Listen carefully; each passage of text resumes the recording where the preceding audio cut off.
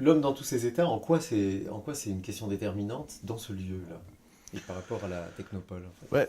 notre technopole est dédié et travaille sur toutes les thématiques de l'environnement et donc du développement durable et donc d'un monde nouveau finalement où nous avons pris conscience qu'il était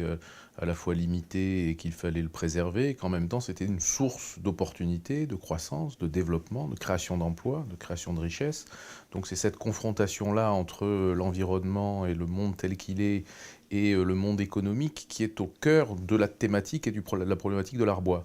C'est vrai qu'on a décidé cette année, on a abordé les années précédentes des thèmes très environnementalistes, hein, sur l'eau, sur l'alimentation, où évidemment l'homme est présent. Mais on s'est dit que c'était pas mauvais dans une session entière et complète des tables rondes de l'Arbois, de regarder comment l'homme finalement lui-même en tant qu'être s'inscrit dans cet environnement, quelle place il joue et comment il peut être pas seulement passif finalement, hein, un être parmi tant d'autres dans un environnement très complexe, mais comment il a aussi un rôle à jouer dans cette transformation du monde à laquelle nous assistons aujourd'hui. D'où l'intention de montrer que, par exemple, un paléontologue ou un paléoanthropologue qui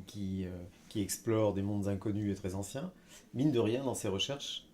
dit des choses qui vont concerner le monde contemporain et voire le monde futur. Ça, c'est vraiment toute la philosophie des tables rondes de l'Arbois. Depuis, donc c'est la 6e année que nous organisons ces tables rondes. Et avec Daniel Naon, on a vraiment conçu cet espace et cet endroit comme un lieu de transversalité, comme un lieu où se rencontrent et viennent discuter, tournés vers un public qui est le plus large possible, des gens qui sont habituellement un peu enfermés dans des disciplines, des espèces de silos de réflexion. On a les paléontologues d'un côté, les sociologues de l'autre, les économistes d'un troisième endroit, les chefs d'entreprise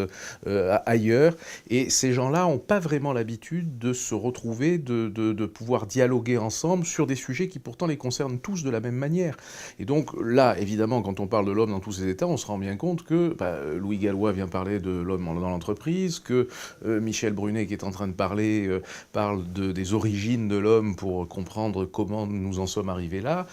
qu'un sociologue va pouvoir venir parler et apporter sa pierre à l'édifice. Donc c'est vraiment l'ambition des tables rondes, c'est de permettre cette transversalité, de permettre à des disciplines différentes de s'ouvrir les unes aux autres et en même temps de s'ouvrir au public le plus large possible pour qu'on soit parfaitement inséré dans le débat du monde d'aujourd'hui, dans le débat de la France d'aujourd'hui, dans le débat économique, sociétal, environnementaliste auquel nous sommes confrontés tous les jours.